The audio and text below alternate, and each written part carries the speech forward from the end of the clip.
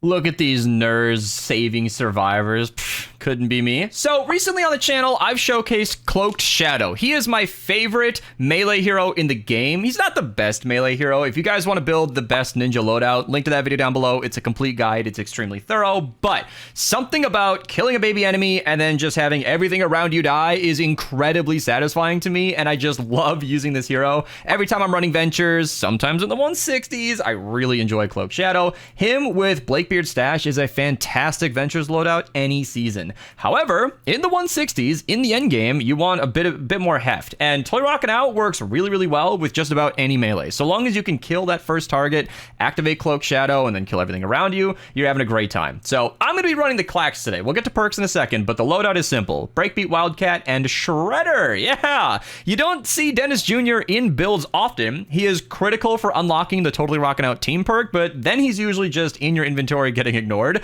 However, we are using an axe today, so he's actually on the team, and I didn't want to use wafers. There's no technical reason. I didn't want to go get wafers. And we have anatomy lessons because axes are part of the swords, axes, and sides bonus, and we are not using a crit rating perk. We'll get to that. Monster Smash keeps us alive. Great hero. She gives you, actually I should say, she gives you life leech based on how much damage you're doing with your melee. So because we're doing a lot of damage with our melee, that will help a lot. And then Assassin Sarah. This is the Founders version. It's identical to the base game Assassin Sarah. Don't worry about it. I just have a different skin on her. That's it. And mine's supercharged for whatever it's worth. It just increases your melee damage. Nice to have. You could use Deadly Blade Crash in this build, Paleo Luna. There are a lot of correct options. This is just the build that feels right for me today. Again, that ninja loadout video is extremely thorough. Reference it if you want to learn more. This is our copy today. Sunbeam is preferred over Brightcore because if you're trying to swing quickly with like a Paleo Luna build, you might want a Brightcore melee, but we are not doing that. We are doing big damage with the weapon itself, so Sunbeam is optimal. Attack speed, just because it adds functionally 30% more damage across the board, more swings, more chances for crits, that kind of thing. It just works really well. And I personally like the fluidity. Even if the math doesn't always support attack speed, if you really want to crunch the numbers, I really like being able to swing quickly because when you're stuck in a slow swinging animation, you can't always jump out of the way or switch your plan in real time. It's just a lot more flexible to be swinging quicker, so I prefer attack speed. Damage is pretty much all you can do here. I mean, if you want armor and stay alive, that's not a bad choice, seriously. 30% damage on a melee that's doing this much isn't that important, but, you know, water, because we're in a fire zone, crit damage is what I'm talking about. So, with White Elf Fiona in support, and I believe a teammate of mine might run Boom Base, I should have about almost a 50% crit chance with no crit rating perk. So, of course, crit damage is amazing. I would love double crit damage, but the fluidity of attack speed is just too nice. So if you wanted to be optimal for damage, you could try double crit damage and have a great time, but this is just what I'm going with today. Affliction, because it's awesome. Affliction is specifically very good on melees, and this is a really fun build. So, yeah, let's just get straight into it and have some fun.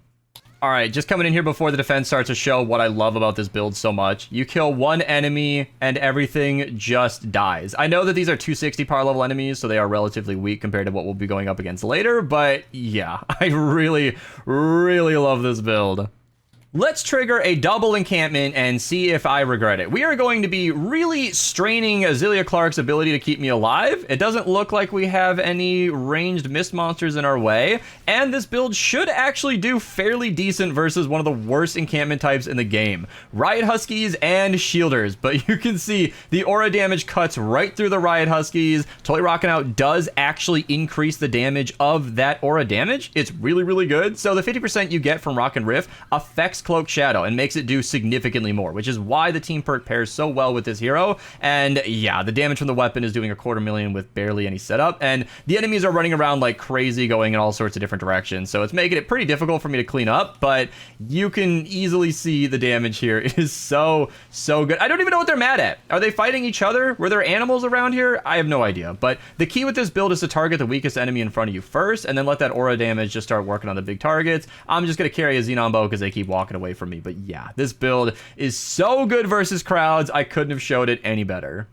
All right, a quick smasher before we get the defense started. I am going to start with a regular enemy here and then get the other one started there as well, hoping I could have activated Totally Rockin' Out, but you can see single target damage, not this build's strong suit. I mean, it does excellent versus crowds as we know, but 1v1 versus a smasher without Totally Rockin' Out existing, not my favorite thing ever, but regardless, we can get that juiced up once the defense begins, especially if I play some traps. That'll help things out a lot. All right, we're going to do an impromptu trap guide here, which is something I seem to do on my channel, linked to a recent video where I was farming for 999 efficient mechanical parts, and then in the middle of that 2-hour epic, I just decided to do a trap guide because I was completing a mission and I figured I might as well, and then I clipped that out for its own video. So we're doing that in today's video, but it's not going to be its own thing. So we know that we're coming from the east and the west, or the south. That's very, very important, basically the right and the bottom. And directional tire traps are great here, and I'm placing these because of battle beat. The trap kills that we get will activate her perk, which will activate Totally Rockin' Out, which will make us do more damage. It'll make us heal more. It's just better in every way. I'm not putting any tire traps up here because it's a little tricky. You don't want enemies to be walking up here and then going here and then just standing on our base.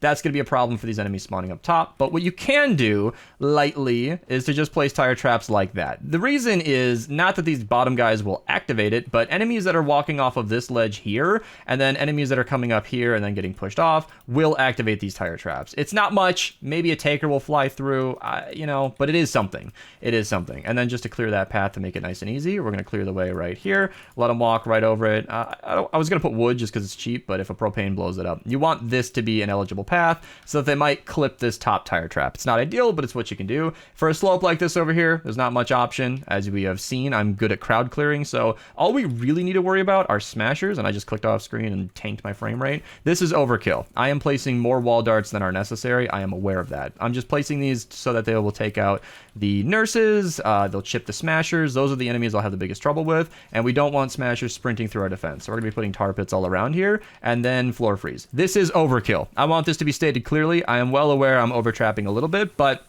when I'm recording for a YouTube video, I like to just be thorough. I would much rather spend too many traps than fail the mission and feel like I have to restart my video. And I don't like posting a failed mission anyway, so that's pretty much where I'm going to stop. I have 3 teammates that are not AFK, and then my volume is turned down because there's a boom base that'll go down later. I think they're waiting to place it because of the current bug where it's super loud, but I think all in all, we are about ready to start. All right, the defense has begun. So my teammates are helping a little too much. I hope that they'll let me have some kills for the showcase. That's a little teaser right there. Kine specifically requested I run Flutter in one of my streams, and I found that her recent buff is pretty dang good. Flutter is like actually viable now. So if we watch Kine sprinting through these enemies and killing them with the Flutter ability, you'll know that like I probably need to record a video on that. And this is just what I love about this build. I love it so much. You just stand in the middle of the action. I'm killing them so fast that we have to wait for them to spawn. It's so good. You even have shurikens with Cloaked Shadow, so you can try and chip them from far away. I am standing with my aura damage killing enemies while I'm sniping with a Xenon bow. There is a Riot Husky in front of me who is just falling apart. I love it. I'm out of range of whatever boom base might be doing to me, so I'm going to crank the audio a little bit because it feels weird to play with a muted game. But look at this damage. As long as there's not like a mist monster or a smasher bullying me, I'm kind of just invincible. This is what you get to do with this build. You get to lock down an entire spawn point. Let's see what we could do versus a smasher. I got Totally Rockin' Out active. 250,000 per hit is pretty good. Not enough to really kill him, but with a little bit of help from a teammate, I saw a Xenon bow there. Not too bad, honestly. Again, I never said this is the strongest hero in the entire game, and I never use it just to kill mini bosses or smashers. If you are struggling with that kind of thing, I did make a mini boss killers video, link to that down below, showcasing all of the best weapons in the game to kill mini bosses. I know the plasmatic discharger has been recently tweaked to not be nearly as strong as it once was, and if you're struggling with mini bosses still, that video will definitely help you out, but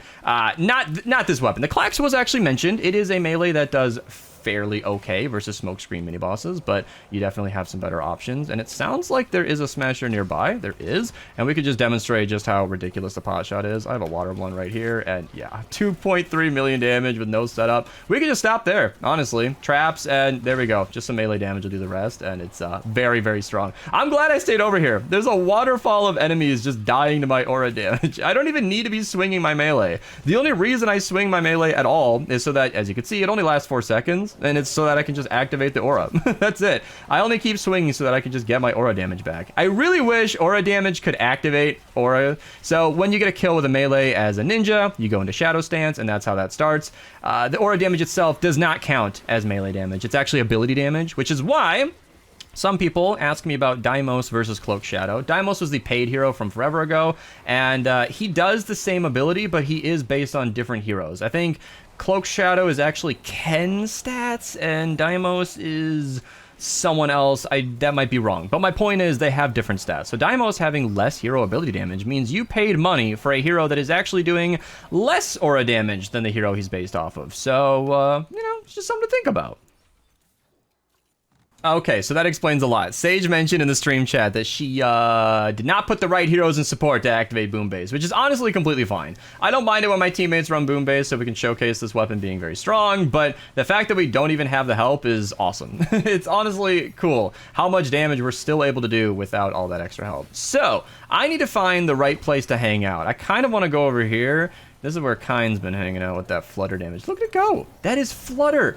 The Constructor. So yeah, that might be a video on the channel soon. I feel like I need to show it off. Flutter's tricky because Plasma Pulse, killing enemies, activating the Flutter damage, it's a lot. It's a tall order for the 164 player missions that I like to record my videos in, but it's so strong anyway that I kind of just don't care. You can see those wall darts are definitely doing their damage. That's why I'm letting the smashers go, because I put down all, like, what, 8 of these traps just for the smashers, and then I'm trying to kill the smashers myself anyway. One of the things that, you know, anybody can do in Save the World just to be a more efficient player is to just let your traps do their job. You know, if you set some kind of defense up, letting it operate the way that it was intended is something you can do. It's actually, it makes, you know, no sense to shoot a trap vulnerable mini boss. It makes no sense to run after an enemy that you know you can't handle. If your teammates are on a certain task, you know, let them do it.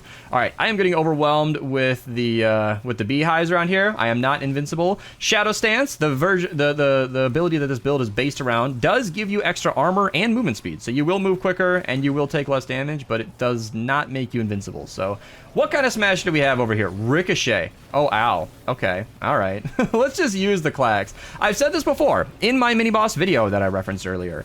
Whatever loadout you are using that is intentionally boosting a specific weapon or build is probably going to be your best method to take out whatever mini-boss you have. So, yeah, I could have switched to the Ravager. I could have switched to maybe a stronger melee, but this build has Dennis Jr. and is specifically boosting axes, and especially Whiteout Fiona. Swords, axes, and size does include swords, of course, and Dennis Jr. is only activating if I actually get a kill on basic enemies. That's why with the mini-boss right in front of me, I had gone to the right to kill some normal enemies, and that was for 2 reasons. One, I wanted to activate the aura damage because my commander is a dead perk if I don't have any aura damage active, and 2, I was hoping that Dennis Jr. might just, look at that Flutter damage, look at that go. I was hoping Dennis Jr. might just kick in to do some extra damage, because, you know, if Toy Rockin' Out isn't active, then he's doing nothing as well. So using the weapon that you already have in your hand is usually sufficient, and if you have a couple of teammates who know how to handle a mini-boss, it shouldn't be a problem, as mine wasn't. I had a teammate running Ground Pounder. I was running a pretty strong build. We had lots of traps doing decent damage to the mini-boss as well. I mean, you can't rely on traps if it's not a trap vulnerable mini-boss, but damage is damage, right? So if you make a good teamwork out of it, mini-bosses shouldn't be too big of a problem. That was a smasher Ricochet, and he went down without anybody dying or staying dead. It was, if anybody went down, they were revived immediately. So, you know, good teamwork. I understand that you can't always rely on your team. A lot of people get mad at me because I run with a full lobby. You're a big streamer. You have people all around you. And yeah, I get it. It's real. I can't can't dispute that, but I do have a Discord. You know, my Minerva Discord's got nearly 50,000 people in it. There are a lot of people in our community, and we moderate it pretty heavily to make sure that everybody's being polite. So if anybody's ever not being polite, let the mods know. And if you are polite and are nice to people and you let them know that you're trying to run games, hey, my power level is this, these are the missions I want to run, you should be able to get a team going. You should be able to get a team going. And tips for making friends. If you ever have a good session with someone, let them know, hey man, I had fun. You're really nice. You're really funny. Whatever. Let's add each other and do this again. Like, in my opinion, nobody should ever have to run pubs. I understand social anxieties, different mental illnesses or whatever. Maybe you're neurodivergent. There's like a lot of different reasons you might not want to talk to people and make friends, but I can't help that. You know, Epic making play with others a little bit better would be great, but all I can do is educate the community and give you a place to meet people. So hopefully that helps someone. So there you go. There's my favorite hero. I showcased this build recently on the channel. Link to that down below if you guys want to see more. I was dissatisfied with the amount of enemies I saw in that video, but upon reviewing the footage, I thought that it was fine as a fun upload. Something to watch while you eat your breakfast. And honestly, I just wanted to do it again. So here I am. There's no reason to talk about the Claxe or Cloaked Shadow. Cloaked Shadow would be a great hero. I just wanted to showcase it, and I hope you had fun with me. So subscribe if you're new. You can see my videos as they come up. If you want to see them early, you can become a channel member, link down below. They get early access to all my videos, so, you know, something to consider. Otherwise, my videos do go out free for everybody eventually, so you don't have to pay a dime. Like the video if you liked it. See you guys in the next one, and have a good rest of your day. And